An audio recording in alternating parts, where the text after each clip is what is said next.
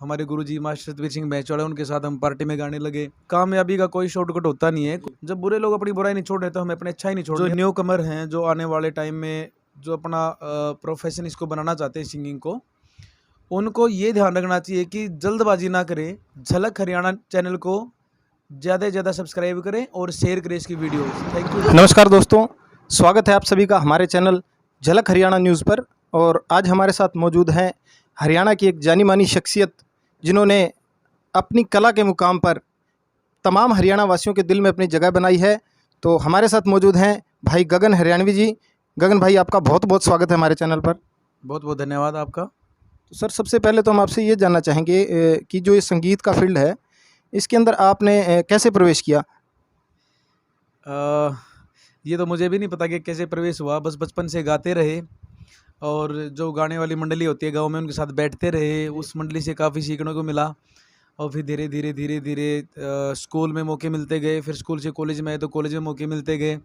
College से pass out होने के बाद फिर हमारे गुरुजी मास्टर सतवीर सिंह भैंसवाड़ा, उनके साथ हम पार्टी में जाने लगे। तो धीरे धीरे फिर सॉन्ग बनाने लगे।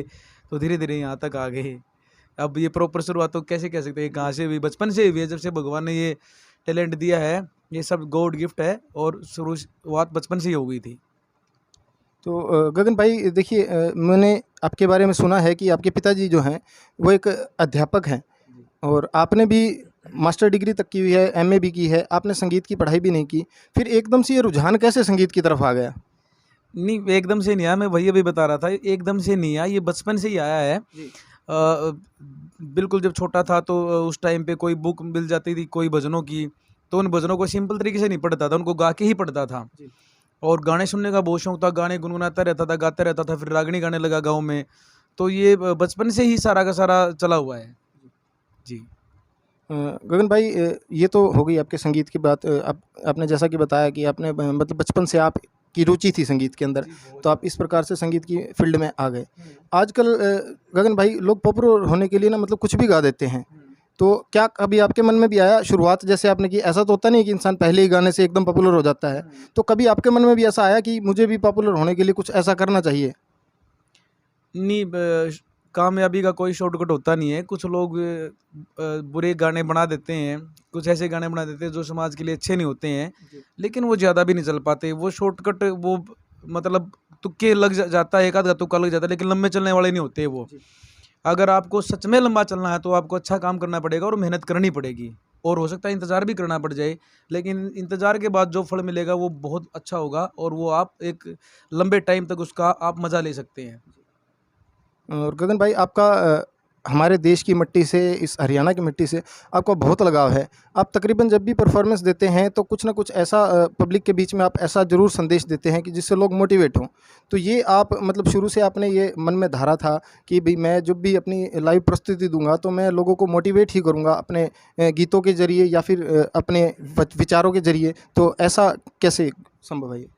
देखिए, एक जो भी कलाकार होता है, कलाकार को प्रभु ने एक ऐसी कला दे रखी है कि जो सबको अपनी ओर आकर्षित करती है।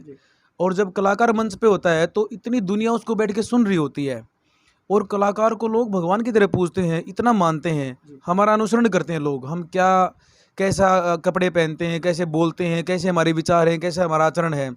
तो जब लोग हमसे सीख रहे हैं तो एक कलाकार का कर्तव्य बनता है कि मंच पे खड़ा होके लोगों को ऐसी ऐसी बातें बताए, ऐसे चीज़ लोगों को दे जिससे लोगों के भीतर ऐसी भावना पैदा हो जाए कि वो अपने देश और अपने राष्ट्र के बारे में सोचने पर मजबूर हो जाएं।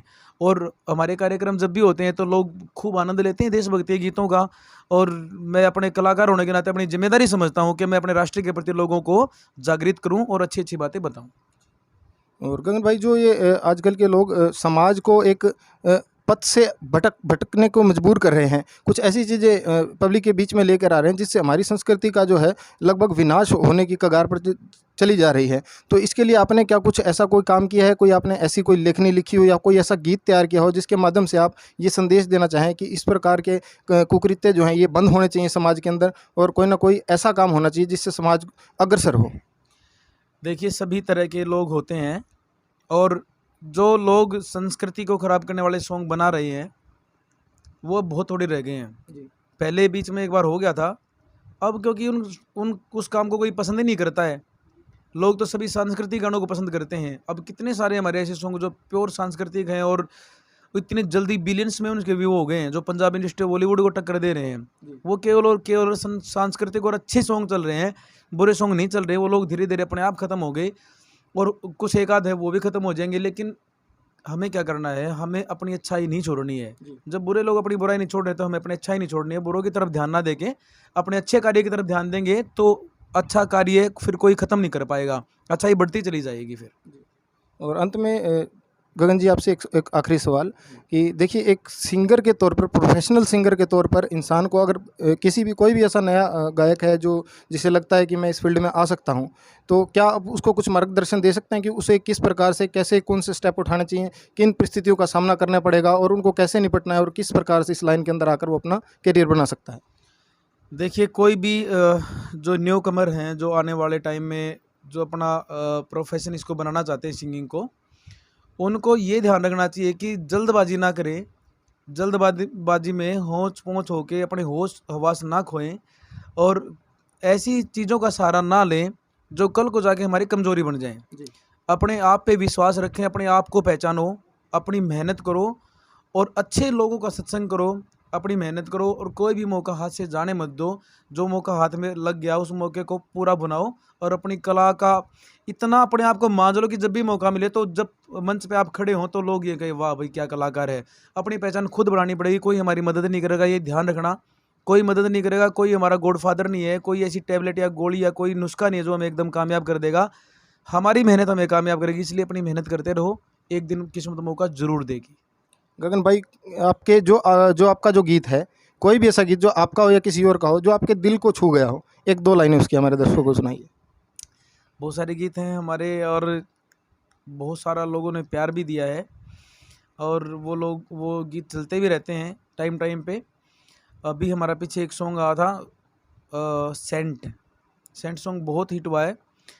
तन कौन सा सेंटर मारा, गाम पाछे पड़ गया सारा, हाय रतन कौन सा सेंटर मारा, गाम पाछे पड़ गया सारा। बहुत अच्छा गगन जी, बहुत बहुत धन्यवाद आपका। और एक बार हमारे दर्शकों से कह दीजिए कि इस वीडियो को ज़्यादा से ज़्यादा शेयर करें, हमारे चैनल को सब्सक्राइब करें और शेयर करें।